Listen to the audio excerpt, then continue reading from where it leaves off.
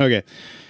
All right, everyone. Welcome back to a Crimson Ring No DQ podcast where we have a special edition of this. We watched a pay-per-view. Yep, we watched AEW'S Revolution. And we're going to get into that. So, very special Crimson Ring. So, let's do the beginning. I'm your host, Nathan, a.k.a. Big Smooth, and with me is Doug. I am Doug, a.k.a. Squirrely D. Together, we are the Tag Team Podcast Champions of the world. Now, before we watched this pay-per-view, we went to a very new place here in the little town of Frankfurt. Yeah, as everybody knows, we're a local Midwest Indiana-based podcast. So we like to frequent local establishments. That's right. And we went and had some smoked meats. Yeah, Stubby Smokehouse. Stubby's Slabby's. Barbecue. Slabby's. Oh, because I use Stubby's barbecue sauce. Edit all this out. Not really. It's fine.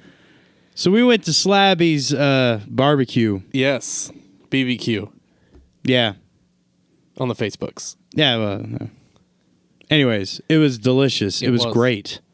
I had some ribs and brisket and chicken thighs. Yeah, I had some smoked turkey and a smoked hot dog, which is an unusual dish, but very enjoyable. I mean, I was stuffed. Yeah, it was delicious. The mac and cheese was great. Do we need to talk about the banana pudding? Can we not? I wish I had more. Yeah, me too. Okay, so here's the deal. They have this dessert called peanut butter banana pudding. And it is quite possibly the most delicious thing I've ever put in my mouth.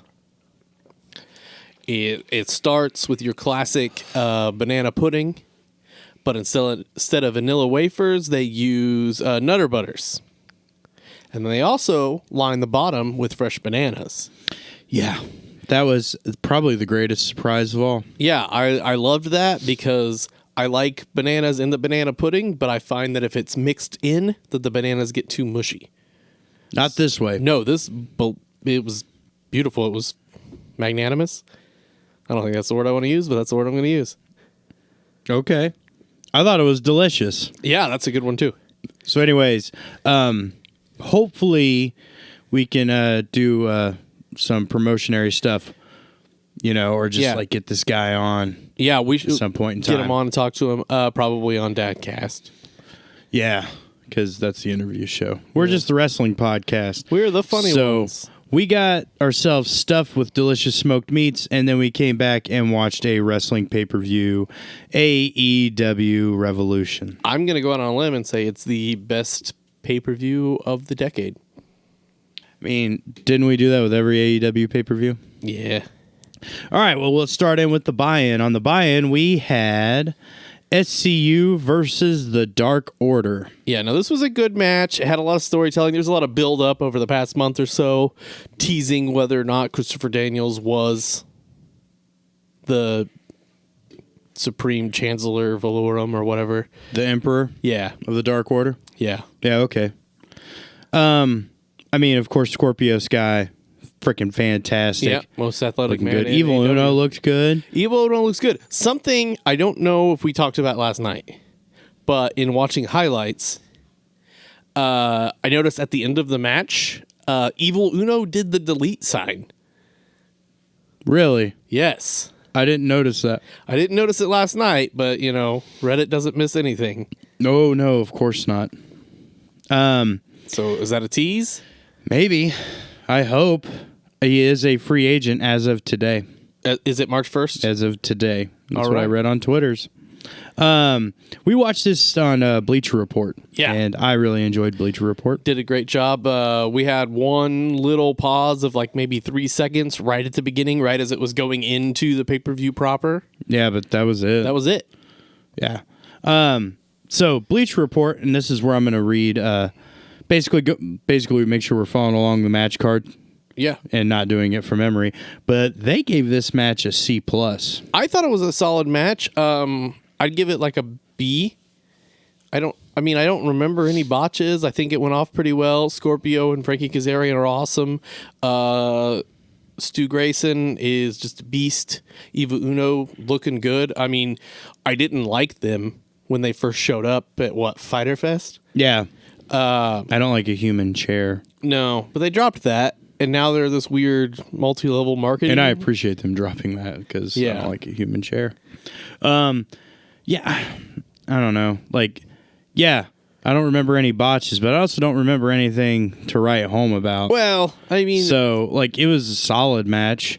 I like the ending. There was one spot that we both were like, holy cow, that was ridiculous. Okay, yeah. Frankie Kazarian gets put on the top turnbuckle by Stu, and they're fighting out. Scorpio goes to save him. Knox does a fisherman suplex, I want to say, to Stu Grayson, throws him in the middle of the ring, and then grabs Frankie Kazarian, throws him in a Tamanagi style for Frankie to land on his feet and clothesline the shit out of Stu Grayson. Yeah, there were kids sitting with us when we were watching this. My daughter and your son, and they wanted to see it again. Yeah, we wanted a picture-in-picture. We didn't get it, but I mean that was. So I can't say there are no memorable moments because that was pretty awesome. Yeah, unfortunately, I missed it when it happened.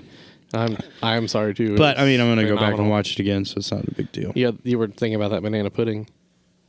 Yeah, I mean, I was still suffering from the meat sweats. Yeah, it was. We were mid coma through the first couple matches. Yeah, it took a minute to get going, but nonetheless, the buy-in solid. So let's go to the first match of the actual card. I think it did its job. Before we get into the first thing, because it made me want to watch the pay-per-view. Okay, I'll give you that. So, B+. I'm going to give it to Daniel Bryan. I'm not a Raider, as you may know from any movie review podcast. I don't listen to that one. Yeah, me neither. Okay, so Jake Hager versus Dustin Rhodes. This was a match. Yeah, it was a match. That's what surprised me because I thought it was just going to be a beating. Yeah, it was. I mean, it was in the perfect place on the card. Everybody's fired up at the start of the match. I feel like if this would have gone on later in the night, it wouldn't have gotten the reception that it got. Right. So I'm glad that it went on first. I feel like it was a good match. You can tell that Hager's got some ring rust. He was gassed pretty early. Yeah, he was definitely more gassed than Dustin. And they tried to play it off on commentary saying Dustin was winded. But Dustin is a pro, and Jake's been MMA fighting. There's a difference there. And, I just feel like as a wrestler, you got more gas in the tank. Yeah. Because you're not trying to end it in a round. And it was, it was good. Hager still has moves. I like that he's incorporated more of his MMA style than when we saw him in the Fed. Yeah. That sounded really smoky. I thought Dustin looked amazing. Yeah, I liked his face paint. He reminded me kind of like the Demon. Yeah, like a little Finn Balor-esque. Yeah. The only thing I didn't really care for was the forcing himself onto Hager's wife. It's classic old school. Yeah, but I mean, there are certain things that should remain old school. I disagree. I like anything Undertaker after 2015.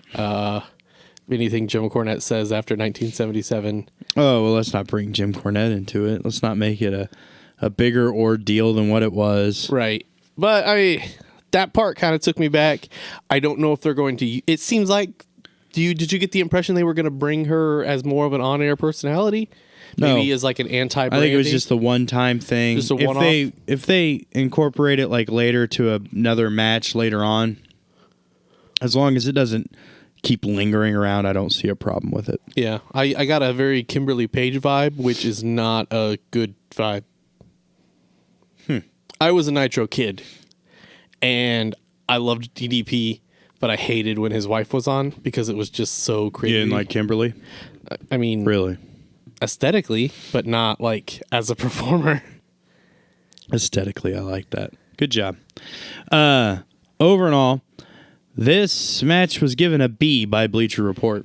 Yeah, I mean, that's solid. I'd probably rate this one as more of a C+ than the last one. I enjoyed this match way more than I enjoyed the buy-in. I think I did for nostalgia factor, not for actual match factor. It loses some points because of the forced kiss for me. Huh. Okay. Let's move on. All right. Darby Allin, Sammy Allins, Guevara. Sammy Guevara.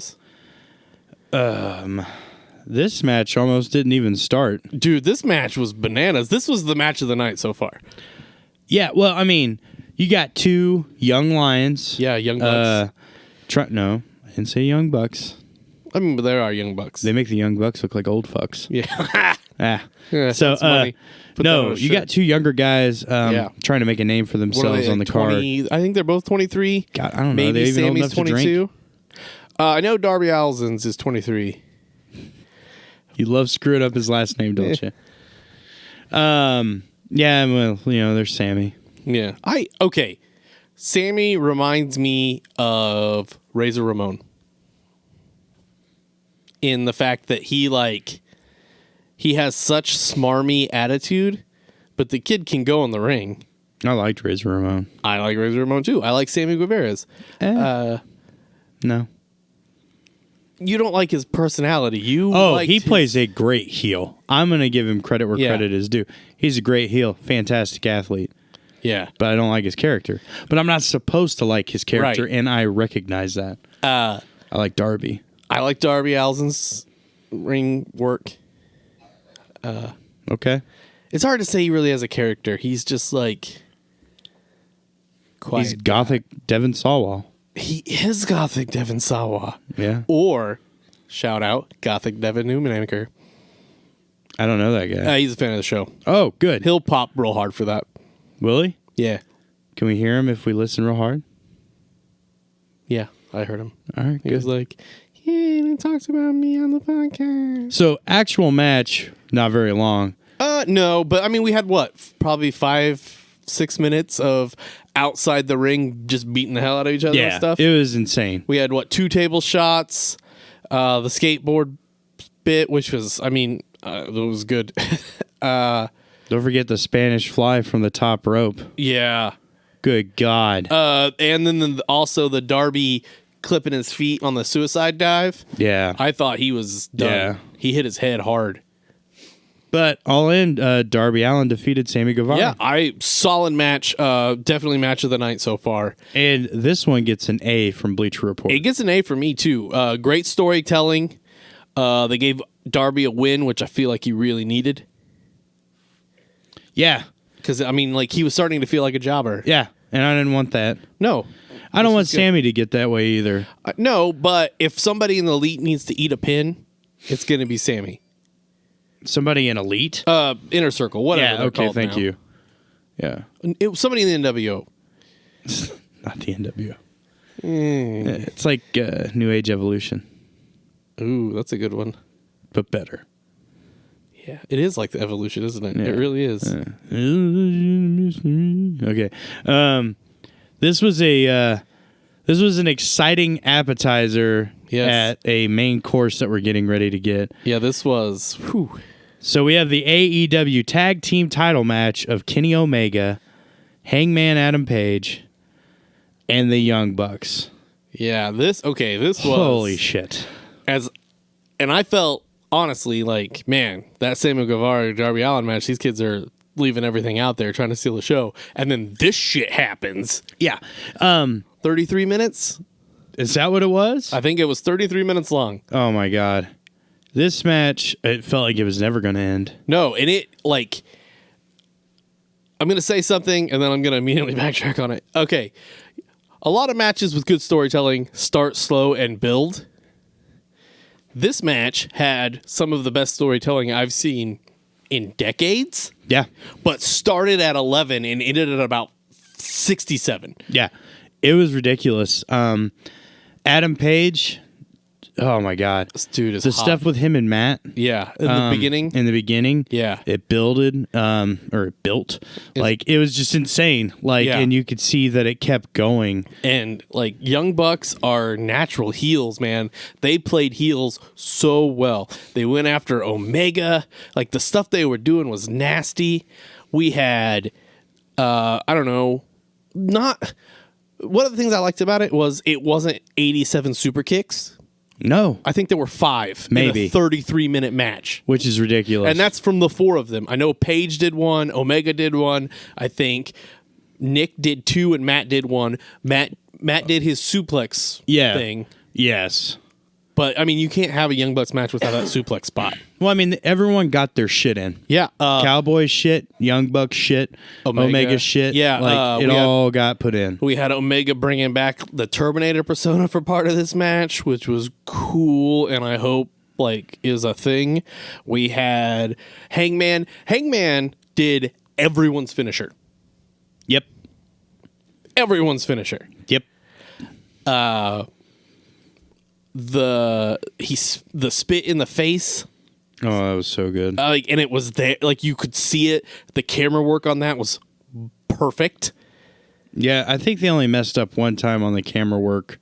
Yeah, we missed one of the Snapdragon suplexes. But other than that, like, I never wanted a match to end as bad, but I've also never felt like I didn't want it to end as like it was hard. Yeah, it was hard, which brings me to my next point, wood scale. Yeah, you're gonna put this one on the wood scale. Yeah, I don't normally wood scale anymore for longtime fans of the show. Barry Goes from 1 to 4. It goes from 1 to 4 because that's all I can do. However, this match was dizziness and nausea followed by a mild blackout in the middle. Yeah, I had to slap him back into life. And and they coincided with Hangman's chops, so I appreciated that. You're welcome. Okay, so anyway, Hangman gets the win. Post-match, story still goes. Oh yeah, Young Bucks, after, like, Matt Jackson went full heel here. He, like, tried to break Kenny's arm. He, like, that one kick, there was a stiff kick to Kenny's face that hit Kenny in the face. Yep. He went full heel, and then after the match, congratulating them, pulling Kenny away from Paige. We get tease of Kenny turning on Hangman, and then we get a tease of Hangman turning on Kenny. But then he just lifts the ropes. Yeah. And Hangman gets his drink afterward. Yep. Chugs that beer, too. Oh, my God. I think it was 4 steps that entire beer was gone. I would have to say this was match of the night. Yeah. Me. Oh, also, thanks to Chuck Taylor for pointing this out. One of the common complaints about Hangman is that his horses didn't have genitalia. They edited the video packages, just so you know. If you follow Sexy Chucky T on Twitter, he'll show you Hangman's entrance complete with anatomically correct horses. Are you serious? I am 100% serious. Well, look forward to that. Yeah, so this was like triple S class. Okay, so Bleacher Report gave this an A+. Yeah, I'm giving it 3 S's. I mean, you gold starred the Chocobo race. Like, this is, not kidding, probably like a front runner for match of the year this year. Like, this will be a match we're talking about in December when we're talking about best matches of the year. You heard it here. Better than Naito versus Okada. On Leap Day. This match happened on Leap Day. And you could tell because they got ups. That was punny.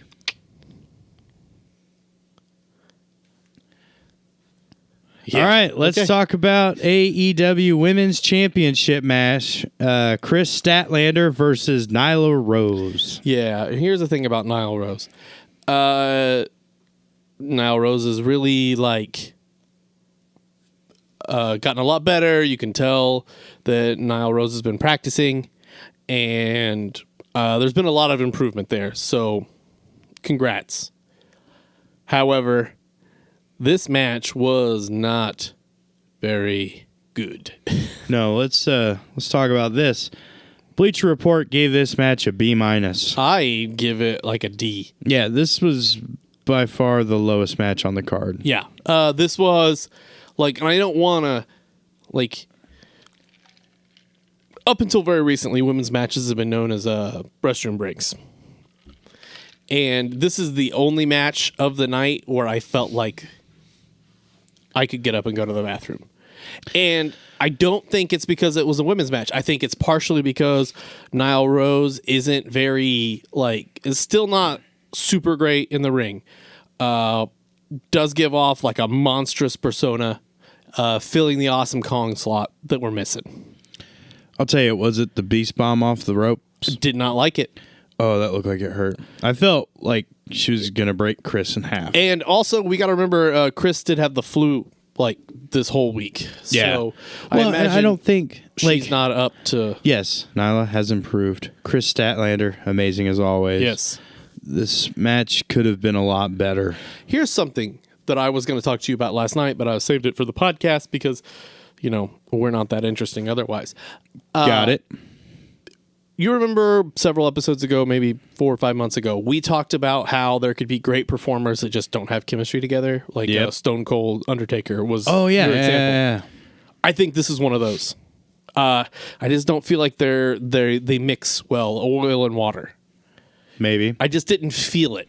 You felt like Nyla had good chemistry with Rio? Better than with Chris. And I don't know if it's because Chris was sick or it's just one of those things where these guys don't jive. Possibly. I don't know. It's what I was thinking watching the match. Okay. It seemed weird and disjointed. So I would give it like a D. Well, how about this one? Cody versus Maxwell Jacob Friedman, MJF. This match has, I mean, we should probably go back, right?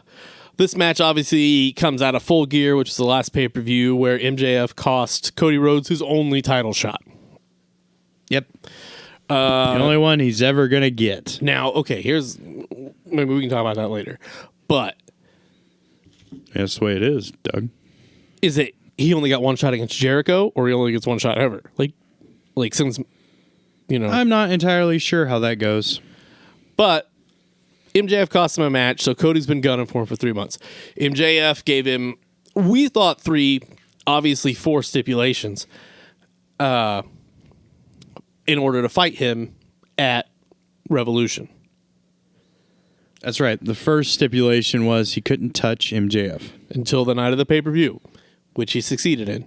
Yep. The second one was the steel cage match. With Wardlow. And Cody won. Yep. Which he didn't actually have to win. He just had to have the match. Right, but he still won. He did with that amazing moonsault off the top. It was beautiful. Scared of heights. Yeah. Did it with his eyes closed. Yeah. So the third stipulation was 3 lashings. Yeah. With a belt. 10 lashes. Oh, yeah. Oh, I'm sorry. I don't know why I said 3. Because it's the third stipulation. Got it. 10 lashes with a belt. Which, dramatic storytelling. Go watch, what was that? February 8th episode, I think, is that. Good stuff. Fourth stipulation, he had to get a tattoo on his neck. Yeah, which, I mean, he did it.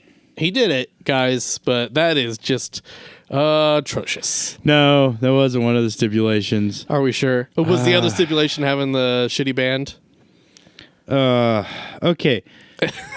Cody's got amazing entrance music. Yeah, it's super great. But when it's performed live, it's terrible. Yeah. No, it was bad. Yeah. That was a bad choice.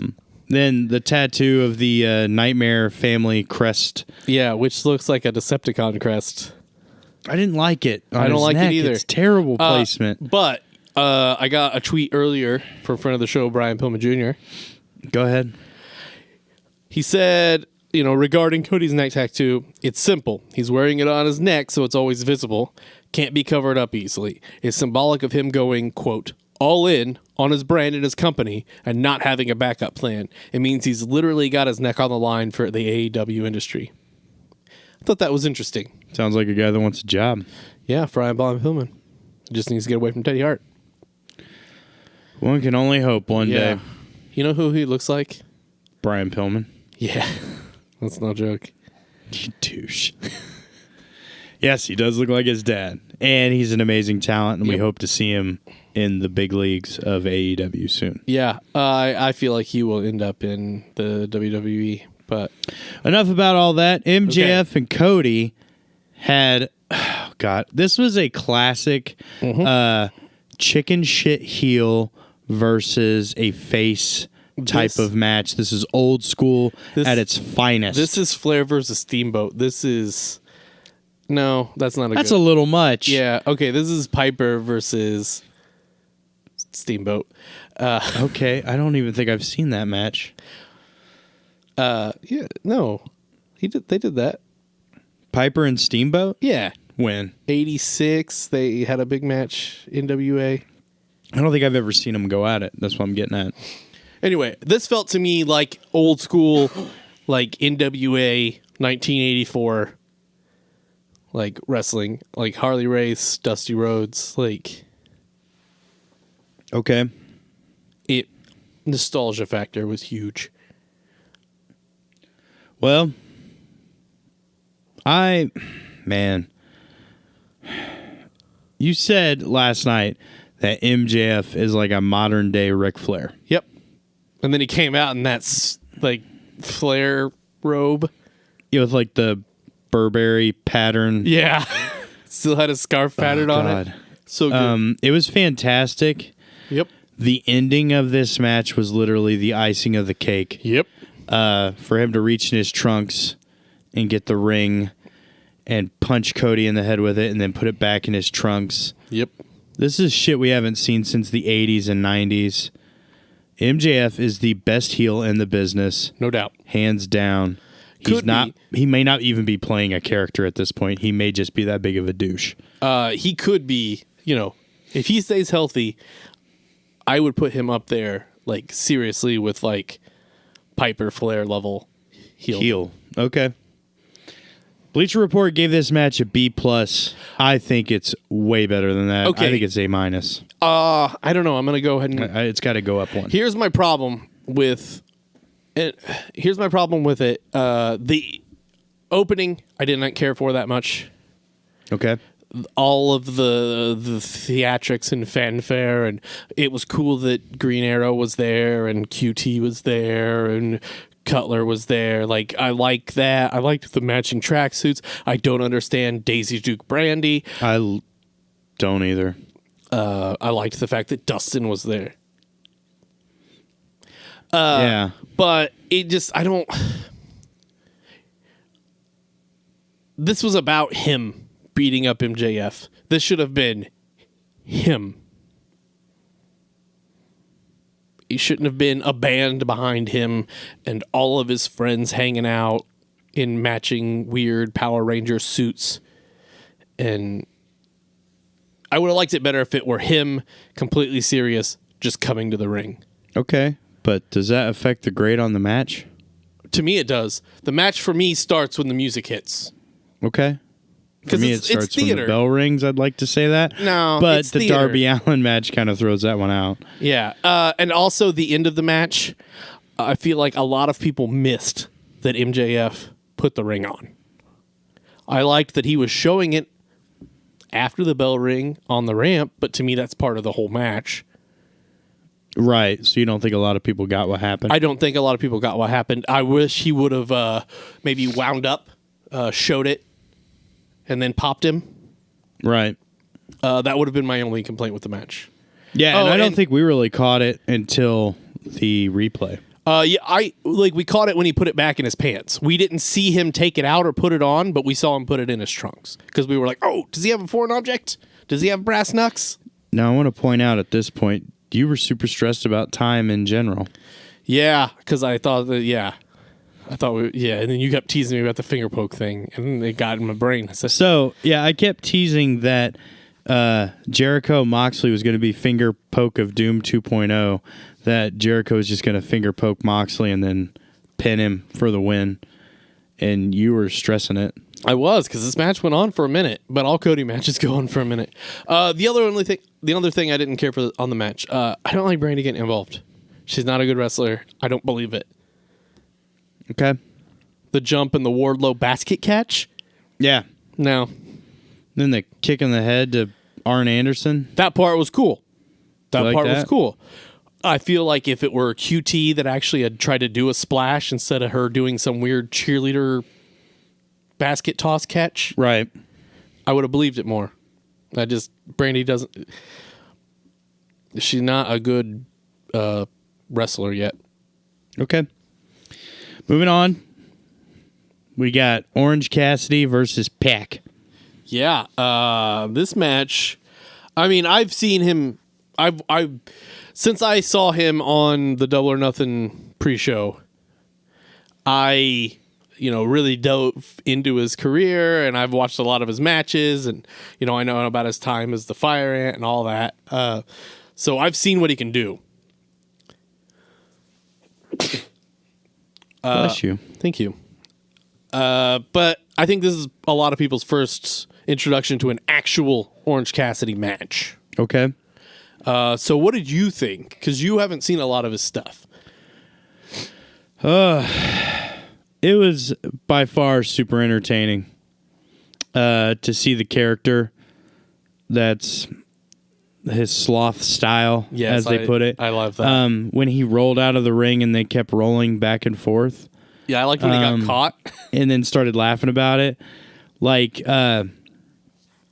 if they'd have had more time, Yeah, well, I mean, wonder what they could have done. if Cody hadn't run to the back to check on if his hot pocket was done or not in the middle of that match. I thought he was running to see if Moxley showed up. Yeah. That was insane. It was funny. It was great. I enjoyed it because Pac is an amazing talent. Yeah. Like, oh my God, I didn't know it when he was in WWE as Neville, but like this guy, away from the constraints Yep. of WWE, he's amazing. I agree. And he's one of my favorites for sure, because I've seen him wrestle Mox, I've seen him wrestle Omega. Thrice. This guy can fucking go. That's all I got to say about that. Yeah, he's just good. And Orange Cassidy is more of like a bit character, I think, a little bit, but he can go too. When he gets fired up, I mean, it's super entertaining. Jordan Grace was talking about this match, and she was talking about everybody flipping out over Orange Cassidy, and she said that was like a tenth of his power. So I'm very interested to see Orange Cassidy go at full strength. I don't know if the world's ready for it yet. No? Some sort of like weird Sunny D eclipse. It was good. It was good. I liked Pac trading the weak kicks. Oh, that was fucking hilarious. And like we've talked about it before, but seriously, the amount of skill that it takes to look like you don't care is phenomenal. And you were saying he sells better than Ziggler, and I agree with that. And like, he's amazing. So Really ruining the podcast. I apologize. I didn't take any Claritin today, and there's a studio cat. Yeah, well, PPR loves having cats around. He's like Teddy Hart. Edit. No? So yeah, what did they give this one? Bleacher Report gave this an A. Yeah, I agree with that. I mean, it did what it was supposed to do. It was a palate cleanser between the MJF match and our main event, and I feel like it did the job, but kept us entertained much more than the other palate cleanser match being Nile Rose and Chris Statlander. That's right. And now we move on to the main event. Ladies and gentlemen. The AEW World Championship match of John Moxley versus Le Champion. Chris Jericho. The Painmaker. This match. It felt good. All of these matches. Great storytelling. And each and every single one of these, barring the Women's Championship match, every one of these had great storytelling. He's not wrong. So we get John pulling up in a taxi, like paying a dude, eating a falafel, and then coming in like he's getting ready to host Saturday Night Live or something. I thought that was great. I thought the entrance from outside walking all the way in, fantastic. Apparently, it didn't take very long. No. It's not a super big arena. I mean, it was good, though. Oh, no. I liked it. Because other friend of the show and professional wrestler himself Yeah. has been to every AEW pay-per-view. And we're going to have him on at Hopefully some point, we can right? get him on. Yeah. But he showed a video of Mox walking in, and you could clearly see like the outside. Like you could see the like foyer of the arena and him walking in. And this guy was sitting on the corner like second row. Yeah, he was there, hard camera side. It was beautiful. Yeah. But yeah, we definitely need to get him on. Huge Chris Jericho fan, by the way. But wasn't heartbroken about the finish, which we're not there yet. No, but we're not. The storytelling in this match, John Moxley breaks a bottle of the bubbly on Le Champion's head, and Le Champion takes John's eye. Yep. He offers him a car. John takes the car, Yep. but still doesn't join the inner circle. Also, And- blinds one of the proud and powerful, blinds Santana. Yeah. He had a singles. Okay, this is what was great about this. Another great build-up for like the past month and a half. He went through every member of the inner circle one by one. Beat each and every one of them like a freaking Bruce Lee character, man. He like entered the dragon the shit out of this. Like he fought all of the mini bosses to get to the main bad guy. It was awesome. It was. And I was all for it. There were no twists or turns or cuck angles. This was just old school classic wrestling. You know, it hit me in the feels. That low blow. That would hit me in the feels. No.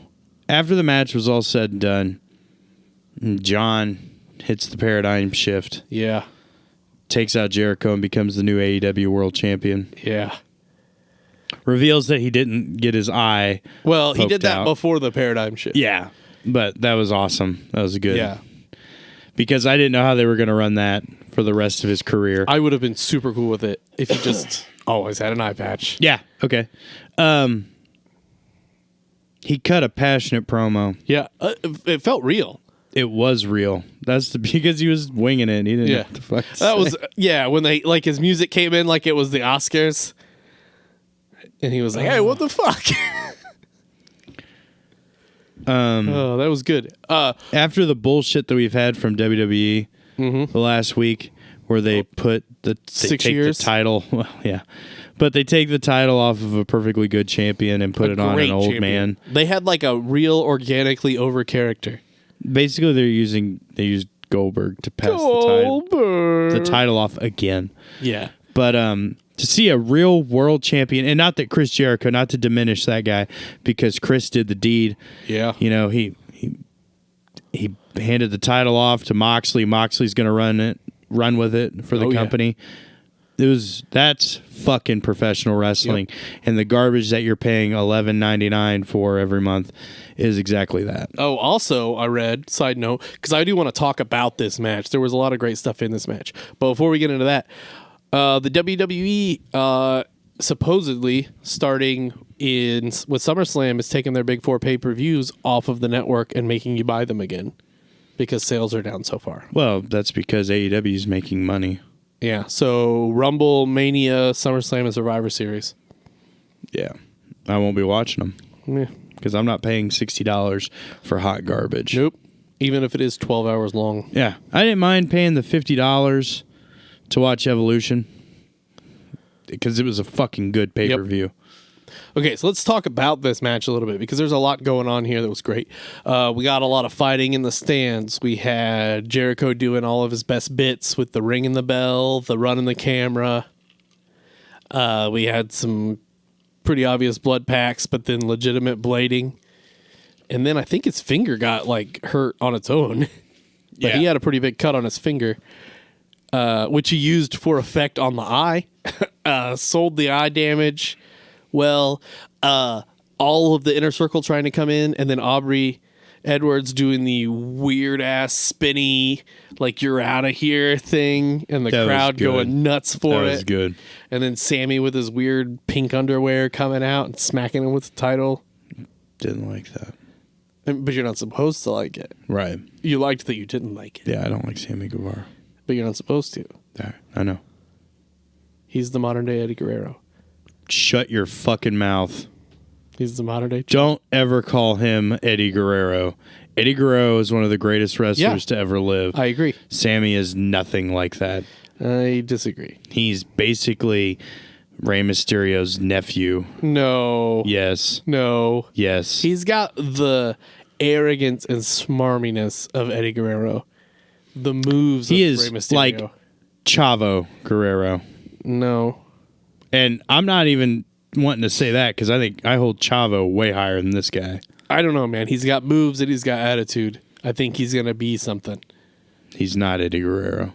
Oh, no one's going to be Eddie Guerrero. Nowhere near Eddie. But let's get back to the match here.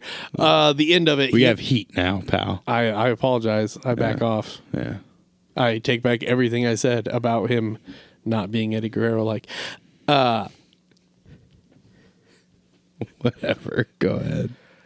So the end of the match really starts when Hager comes out and decks Moxley, gets caught.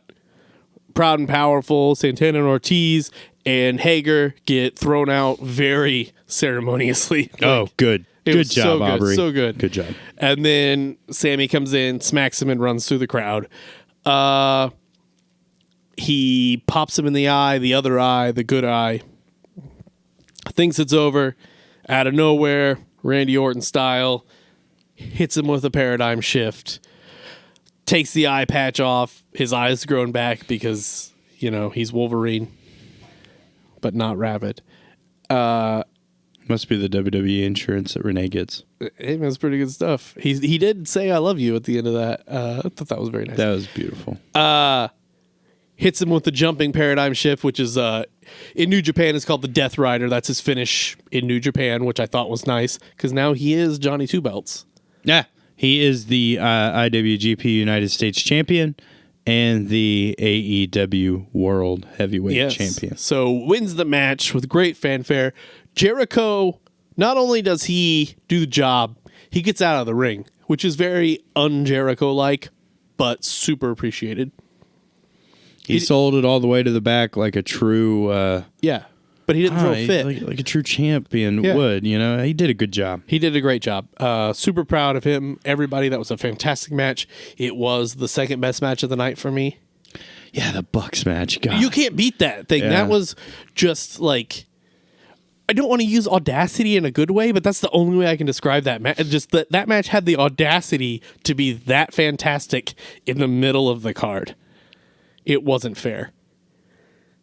It was good. It was phenomenal. So Bleacher Report gives this match an A. Yep, I give it an A+. All right. I give it like 2 S's because I gave the Young Bucks 3 S's. So this one gets 2 S's. Okay. 2 S's. 2 S's. And then Great storytelling. Yeah. And in the end, we end up with the world champion that we wanted for AEW. Right. And it just goes to show you there is life outside of the prison that is WWE. Yeah. So that was the pay-per-view. We also had a couple announcements in the pay-per-view. On the pre-show, we found out Colt Cabana is All Elite.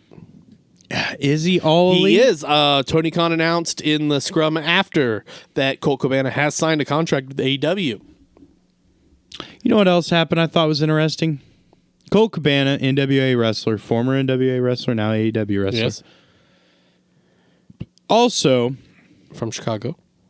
Yes, he is. NWA World Champion Nick Aldis attacked ROH Champion PCO, causing PCO to lose the ROH World Championship. Yeah. What's going on? I don't know. We know that thanks to Marty, we know for a fact they've come out and said that there is a partnership and a cross promotion between NWA and Ring of Honor. But you got to think that being that he's a member of the Elite, that there's going to be some crossover with AEW, or the potential, I guess, right? I would think. Now, Something else that came from this, we found out about Blood and Guts. The new special, which will be a Dynamite, so it will be free. Yeah, I'm happy about that because I thought it was going to be something else. Yeah, but I mean, it's War Games, baby. We don't know who it is. I would assume it's Inner Circle versus Elite. But who knows? Set up Hangman as like, whose side is he on? Are we doing a Sting thing here? Maybe. I don't know what's going to happen. I'd be interested to see. I think it's a great way to get Jericho out of the title picture without him just like getting Kofi'd. Without him getting Kofi'd. I mean, well, how else you describe it, dude? It was like one suplex and it's over and Kofi Mania's done. No, unfortunately, you're right.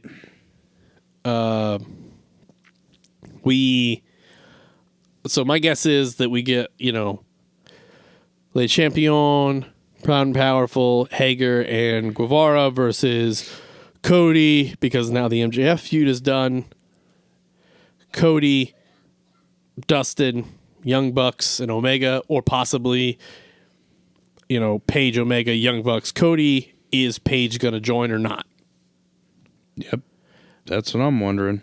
So that was pretty cool. I like that. I'm interested to see where everything goes from here. Who's the next challenger for Moxley? Is it going to be Pac? It's going to be Pac, right?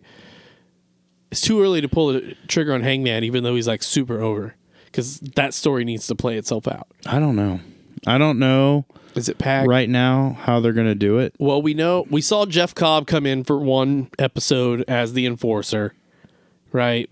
But he's just a hired gun, like the Butcher and the Blade. We know Lance Archer is signed. We know Luke Harper is Brody Lee. However you want to call him. We know he's signed. Neither have debuted yet. Are they going to show up on Wednesday? And we're going to launch right into that? I kind of hope not, because I don't want it to just be like, this guy from other promotion is here. Now he's in the title hunt. Nah, I really feel like... yeah, maybe give it to Pac. No, I'm not saying shot, that Pac wins it. But right now, I'm saying like give him the title shot. But Moxley's going to carry this thing till All Out. I mean, probably at least half this year. Yeah, I don't know. Maybe the whole year. I could see if we're going to build it. You have the Pac match set up for Double or Nothing, which is in May, and then that way the Hangman Omega storyline can happen. And we get Hangman on a redemption tour. Iron Man, Demon in a Bottle style, recovers from the alcoholism, builds himself up, All Out challenges Moxley. But it's not going to come from Moxley. You don't think so? Nope. They're going to need a transitional champion. I don't know, man. I would love to see Page and Moxley go at it. Well, what would make MJF a better heel than you let Moxley have this huge championship run and then MJF squirms it away from him? It's too soon. No. And then you get MJF versus Hangman. But okay. That's the redemption match that you want, where he talks about Seabiscuit not being able to beat him. Okay. I don't know. I feel like it. I do, but like 2 years from now. Like, I don't think MJF's ring work is straight up 1980s chicken shit heel. Like, it's not going to work with Moxley's, Moxley will just eat his face. The thing about guys like that is, even the chicken shit heels, they can take a beating. Yeah. But I could see it more being, something similar to what happened in the Cody situation, but in reverse. Where, he throws Wardlow at him and he throws the Butcher and the Bunny. It, softens him up. Maybe. But we just had that story. Yeah. So I want a breather from that story. Man, I don't know what's going to happen. I don't either. You know I what want a mid-card title. You know what? I like not knowing right now. I like not knowing that there's... Well, I like hoping that there's not a cuck angle coming out. Where would there be one? Brandy? Maybe. No, she's a good guy now. She's Bunny. not the Big Show. They're not going to... Bunny. That would be interesting if it was like a in all of the animes and stuff. Here you go, Jesse. Ooh, cross-promotional cuck angle. Lana? Britt Baker. Okay. Do we want to... I know this was supposed to be just about the pay-per-view, but the weird Britt Baker, Tony Schiavone thing that's been going on, where he's like Stockholm syndromed or gaslighted. He's been gaslighted. I don't... word. Okay. He's like her follower hype man now? Maybe. Like, that's weird. That's super weird. And I'm like really into it. We're going to have to see what happens on Wednesday. Yeah. Apparently she had a dark match against Yuka Sakazaki. Rio was in it too. It was a tag match. Was it? I don't remember who the fourth person was. So I've only seen clips. I wonder if that'll be on Dark or... No, it's going to be on Dark. Is it? Okay. Yeah. All the screens said AEW Dark. Okay. So, other than that, I don't think we have anything else. No, I mean, it was a great match. It was a great pay-per-view. Overall, I'll give it a fucking cool as shit. Yeah, cool as shit ratings, really good. Double or Nothing's still my favorite. That's because it was the first one. No, this is probably my favorite. Good. Like, legitimately, this is my favorite. Aside from the Nile Rose, Chris Statlander, like, it was so Hey, they awesome. all can't be, like, the best matches ever. I mean, why not? Like, we were so close. Like, You'll have that. yeah, we were one away. I'm even forgiving the shitty live band, and Terrible neck tattoos. I mean, well, we're just gonna have to get used to that. Yep. But I mean, it was great. It was my favorite one. I think that in December when we do our drafty awards, this will be the match of the year contender for sure. Maybe. Yeah, Maybe. pay-per-view of the year. The Yes. Bucks Omega match was Bucks Omega and Yeah, Hangman. yeah, Match of the year. yeah. Okay. It's match of the year right now, without a doubt. But we got 10 months left, so We'll see what happens. The Yeah. Bucks are going to wrestle again. yeah, Hangman's got to wrestle again. That dude's getting better and better. He's found his niche, man. All right. Well, that's all we got. So, queso this shit. Cowboy shit.